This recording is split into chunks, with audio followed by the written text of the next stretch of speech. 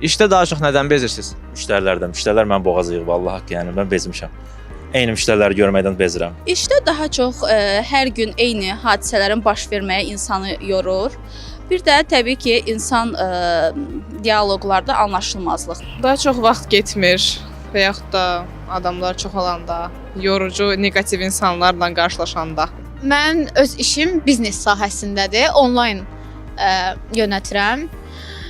Onlayn işdə əslində görüldüyü qədər asan deyil. Hər işdə olduğu kimi onun da çətinlikləri var. Bəs şəhər yerində işləməyin yorucu tərəfləri hansılardır? Xac, probka, bunlar çətindir. İşə get-gəl problemdir. İşdən universitetə gəlirəm, universitetdən işə gedirəm, gecikirəm. Məncə şəhər yerində işləməyin bu yerləri yorucudur ki, tıxaclar və eyni zamanda metrodakı sıxlıqlar insanı yorur. Nəqliyyat sıxlığı daha çox ola bilər. Bu da işlər gecikməyə səbəb ola bilər. Yəni nəticəsini gətirib çıxara bilər. Məsafədən asılıdır əslində. Əgər yaxında qalırsınızsa, sizə o qədər də çətinlik olmaz. Çünki maksimum metrodan və yaxud da peşkom gedəcəksiniz. Amma əgər uzaq məsafədə qalırsınızsa, yol insanı nisbətən daha çox yorur. Şəhərdə daha çox tıxac olduğuna görə insanlar yorulur.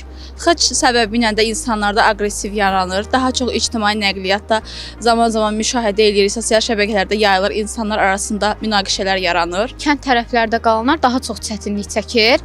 Metro və avtobusdan 2 qat istifadə edirlər. Ümumiyyətlə iş yorucu deyil. İşdən insan ləzzət almalıdır. Mən hesab edirəm ki, uşaq doğulandan bizim ailələrdə düzgün qoyulmuyor məsələ. Valideynlər tərəfindən. Elə valideyn də elə hər şeydə deyir yoruldum. Bəs bu həyata gəlmisən, həm yorulmaq, dincəlmək üçün yorulmalısan da. Yəni bu qaydadır. İnsan doğulanda deməlilər ki, sən bu gözəl bir həyata gəlmisən. Həyatdan ləzzət al və onu gözəlləşdirmək üçün işdə çalış.